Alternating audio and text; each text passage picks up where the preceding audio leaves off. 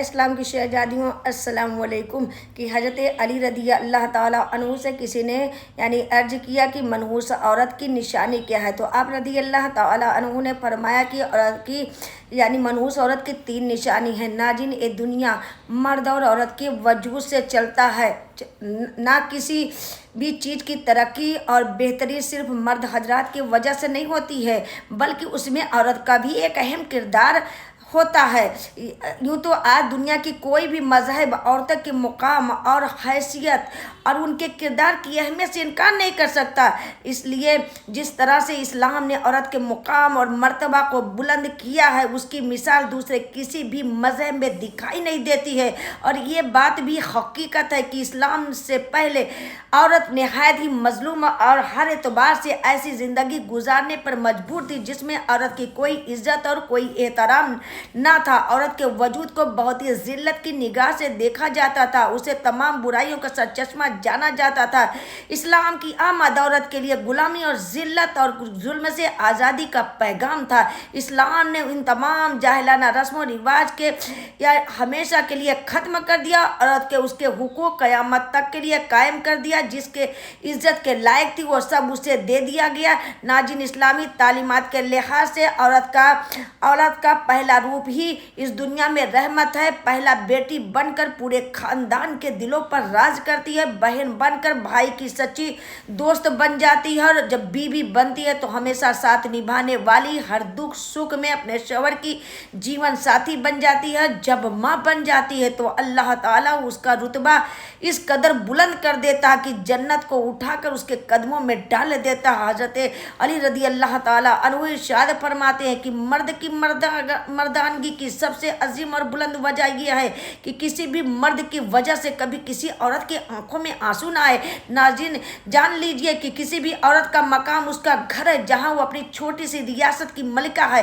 اسلام نے عورت کو مقام و مرتبہ عطا کر دیا ہے کہ جو دنیا کے کسی دوسرے مذہب نے عورت کو عطا نہیں کیا ہے۔ اسلام نے مرد کو عورت کا محافظ قرار دیا ہے، اور یہ ہمارا مذہب اسلامی ہی ہے جس نے خاندانی رشتوں کی پہچان کروائی ہے کہ ماں، بہن، پھوپھی، خالہ کے رشتوں کی اہمیت کو اجاگر کیا ہے، اور انسان کو ان کی پاکیزہ رشتوں کی پہچان کروائی ہے۔ ویڈیو میں عورت کی خوبیاں بیان کی جا رہی، جس میں عورت کا کردار کے بارے میں پتہ ہو جاتا ہے، اور ساتھ ہی ساتھ عورت کی 3 ایسی غلطیوں کے بارے میں بتایا جائے گا جس کی وجہ سے عورت کو منحوس اور بدبخت جانا جاتا ہے۔ یہ 3 غلطیاں جو بھی ہیں عورت کرتی ہیں وہ منحوس اور بدبخت کہلاتی ہے۔ اس حوالے سے حضرت علی رضی اللہ تعالیٰ عنہ کا فرمان بھی آپ کو بتائیں گے۔ آپ رضی اللہ تعالیٰ عنہ نے اس بارے میں ارشاد فرمایا کہ تمام خواتین کو یہ بات ہمیشہ یاد رکھنی چاہیے کہ جب بھی عورتوں کی نیک خوبیوں کی بات ہوتی ہے تو شوہر کی فرما برداری کی بات ضرور ہوتی ہے۔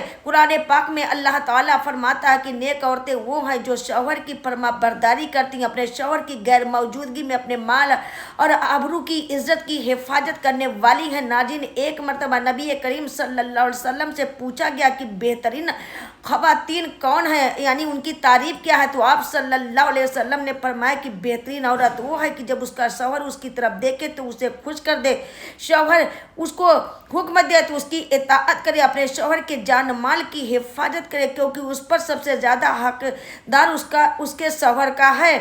اس کا اندازہ اس بات سے بخوبی لگایا جا سکتا ہے کہ نماز تمام عبادتوں میں سب سے بہتر عبادت ہے۔ نماز کے تمام ارکان میں سب سے بڑا ارکان سجدہ کا ہے، لیکن اسلام نے شوہر کا مقام اور مرتبہ ظاہر کرنے کے لیے اتنی بڑی مثال بیان کی گئی ہے کہ حضرت ابو ہریرہ رضی اللہ تعالیٰ عنہ سے روایت ہے کہ نبی کریم صلی اللہ علیہ وسلم نے فرمایا کہ اگر اللہ تعالیٰ اپنے سوا کسی اور کو سجدہ کرنے کا حکم دیتا تو دوسرا حکم بیوی کو دیتا کہ وہ اپنے شوہروں کو سجدہ کرے۔ اللہ آپ صلی اللہ علیہ وسلم نے فرمایا، اس ذات کی قسم جس کے قبضے میں میری جان ہے، عورت اپنے رب کا حق اس وقت تک نہیں ادا کر سکتی جب تک وہ اپنے شوہر کا حق ادا نہ کرے، حتیٰ کہ اگر اس کا شوہر اسے بلائے वो सवारी पर सवार हो तब भी उसका हुक्म माने। हदीस मुबारका में है कि जिस शौहर को अपनी बीवी से तकलीफ पहुंचती है तो जन्नत की हूरें उस बीवी को बद्दुआ देती हैं।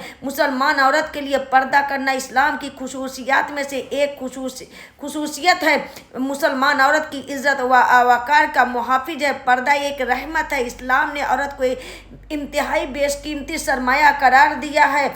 और ये भी जान लीजिए कि उनके लिए अपने शौहर की इताअत व दुनिया आखिरत के लिए कितना अहम है। कुरान व हदीस में उसकी ताकीद इस तरह से आई है कि औरत जो भी काम करे उससे पहले अपने शौहर से इजाज़त ले। रिवायत में आया है कि नबी करीम सल्लल्लाहु अलैहि वसल्लम ने फरमाया कि कोई औरत अपने शौहर की मौजूदगी में उसकी इजाज़त के बगैर शौहर की मौजूदगी में उसकी इजाज़त के बगैर नफली रोजे भी न रखे। अल्लाह अल्लाह। नाज़रीन, हज़रत अली रदी अल्लाह ताला अन्हु फरमाते हैं कि बदबख्त और मनहूस औरत की 3 निशानियाँ होती हैं। पहली निशानी ये है कि वो अपने घर वालों की ग़ीबत करती है। दूसरी निशानी ये है कि हर बात पर झूठ बोलती है। और तीसरी निशानी ये है कि अपने शौहर की नाफरमानी करती है। मोहतरम नाज़रीन, जान लीजिए कि ये 3 निशानियाँ जिस औरत में पाई जाती है वो औरत मनहूस होती है। अपने शौहर अपने साथ साथ पूरे घर को बर्बाद कर देती है। इसलिए 3 काम किसी औरत को नहीं करना चाहिए। अल्लाहु अकबर। बेशक सुभान अल्लाह।